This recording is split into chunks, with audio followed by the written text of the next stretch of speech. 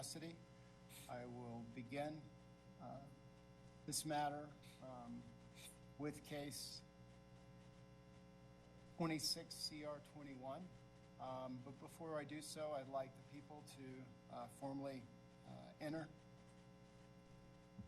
Good afternoon, Your Honor. This is Assistant DA Mac Dudley for the people. Thank you. And the defense to enter, please. Yes, Your Honor. Scott Van Zandt on behalf of Mr. Miller. Thank you. I'm going to ask law enforcement to allow me Thank you. I'm calling case 26 CR 21, 26 M33 and 26 CR 20. Can you state your name, sir? Ivan, I-V-A-N. Your last name, sir? Miller, M-I-L-L-E-R. Thank you. Mr. Van Zandt, you are advising Mr. Miller. I'm going to go through what the court needs to go through. If you need to bring anything to the court's attention, please do so. Your Honor, I think I can move this process along pretty quickly if the court wants. I will yield if there's no objection from the people. No objection, Judge. Okay. Your Honor, I've advised Mr. Miller on all three of these cases. We can waive any and all further advisement. We're going to preserve bond, given the FOJ case. When there's an FOJ case that involves a capital matter in another state, there's no right to bond here. I think that makes bond in the Colorado cases academic at best. I would like to note that Mr. Miller is invoking his rights under the 5th and 6th Amendment, applied to states by the 14th Amendment. Mr. Miller does not wish to speak to law enforcement or to the press. Any request as such should be routed through my office, the Durango Public Defender's Office. I want to be very clear that Mr. Miller's rights remain no matter what he's accused of. He has a right to a fair trial. He has all the rights that anybody in this country does. We will not be waiving extradition here, and we'll be fighting this every step of the way. Thank you. Thank you, Mr. Van Zandt. So I'm just going to ask the people. They've waived their rights. They've been brought forth for all three matters. Do the people have any requests to the court with respect to that at this time? Yes, Judge. We still ask the court to set bail of the two Colorado state matters and to order no bail consistent with the underlying warrant in the fugitive of justice matter. Judge, I think very generally, I'll just leave it that our argument is that Mr. Miller is an extreme risk to the danger to the public in our community here in Pagosa Springs. He's an extreme flight risk, and so we're going to ask that the court, again, recognize the no bail in the fugitive of justice matter and set something above schedule on the other matters. The misdemeanor matter, Judge, will defer to the court. I will say, most likely I'm anticipating that the state misdemeanor case will eventually be dismissed and those charges brought into the state CR matter. So that's where, Judge, I think the court should impose conditions of bond, largely in the CR matter. And we'd frankly just ask for any and all conditions that the court could impose. I don't know that there is a condition that would be imposed that keeps our community safe.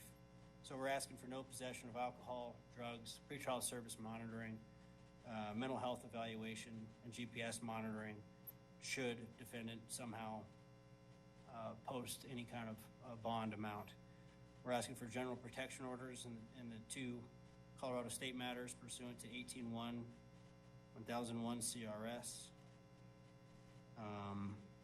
And Judge, unless the court is inclined to entertain entering bail in the FOJ matter, I'll rest there. If the court is inclined, then I'd ask to make a further record, Judge. So thank you. Well, right now, let's talk about the FOJ matter, which is 26 CR 21. Under state statute, a person arrested as a fugitive may not be admitted to bail if the offense charged in a demanding state is punishable by death or life imprisonment. Because Utah charges involve aggravated murder, which is punishable by death or life imprisonment, bond is not available on the fugitive matter. I don't believe the defense wants to weigh in right now, but if they do, I'll yield to you. Your Honor, again, all I will say is that Mr. Miller is innocent until proven guilty. I recognize that. But I have nothing further. Okay, so we have that determination. Give me just a moment.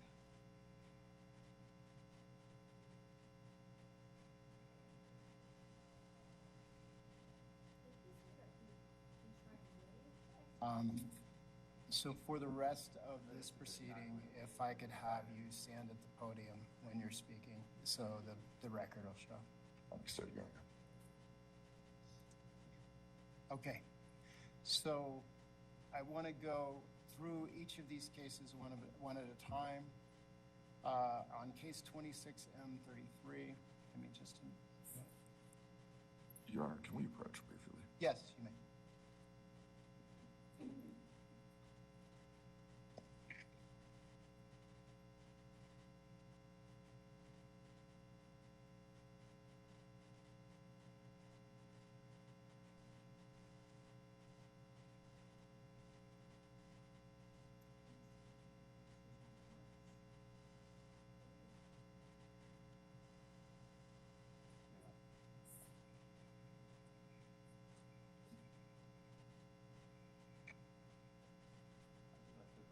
Okay. So with respect to case 26 CR 33, do the people want to specific on the bond? Well, it was identified that they wanted an additional, but I'd like each one to be clear for the record. Mr. Dudley. Sure, Judge. So 26M33, Judge, we'll defer to the court. I guess that's an M2. Again, I'm anticipating that misdemeanor case would not proceed and the CR case will proceed. So, Judge, and I think the cleanest there is to order a 750 PR that would be consistent with the M2 alleged. And that's where I'm inclined right now to go, but I'm going to let both of you weigh in if you wish to. The M2 is 750 PR bond for that matter. That is what the court will issue on that matter. Understood, Your Honor. And then, Judge, the only other for that, for the misdemeanor case would be just issuing a general protection order, no specific request. Which will issue as required under state statute. Title 18. Okay.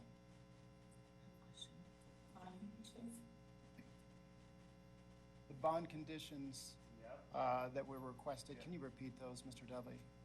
I don't know which guy it is. Yes, Judge, and I think for the sake of 26M33, the people's request is condition of bond should be comply with bond in 26CR20. And then 26CR20, if we're ready for me to get there, Judge. I think I'm ready.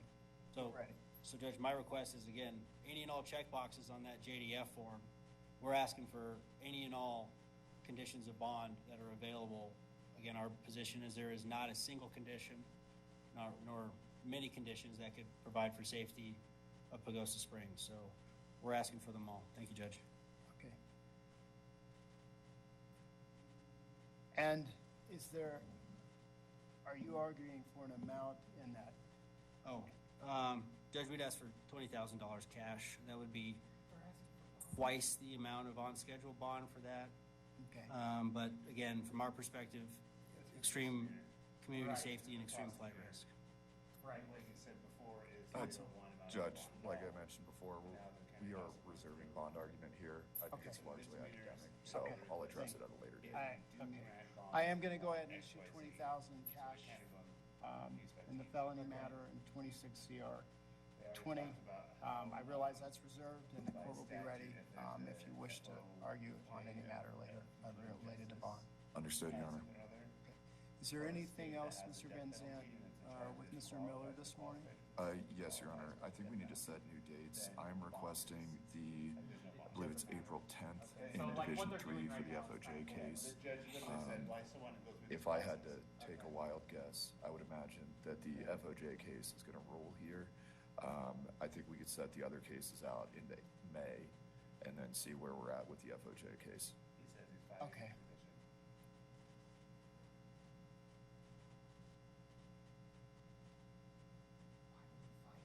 I mean, I guess he's his present friend. For these cases, For the two county court cases, May 14th or 28th, did you want to set? we can set those for May 14th. I suppose the other option, Judge, would be, given Mr. Dudley's representation that he intends to file to consolidate 26M33 into 26CR20, we could alternatively just set 26CR20 into Division 3 for arraignment on that April 10th date. I think it's, again, largely academic, but I will leave that up to the court.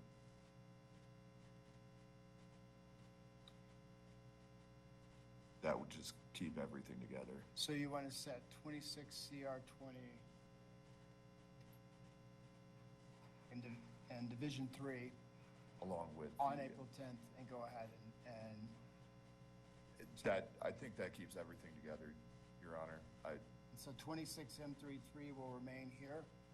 I And then believe so. 26CR20 will transfer to, Division 3 with the assumption that the state is looking going to to consolidate consolidate. cases. Join it. Okay, Yes, Your Honor. Finding it up, basically. Essentially, yes. that's, yes. I presume Although, that- I take that back, Judge. Apologies. If we bind over at this point, it I, waives prelim, so I, let's just keep it on the May date. Apologies. yeah, why don't we just keep things the way they are right now? So on the May 14th date, we're going to have both of these go before me? Is that Yes, Your what's Honor. being requested right now? Yes, Your Honor. Do the people have any issue with that? Any objection? No, Judge. Okay. We'll set this for May 14th here in Division 1,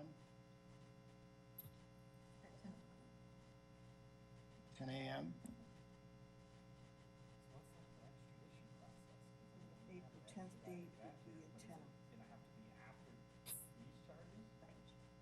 So we're going to, and so case 26CR21 will be set before Judge Fay on April 10th in Division 3. What time again, Madam Clerk? 10 o'clock. At 10 o'clock.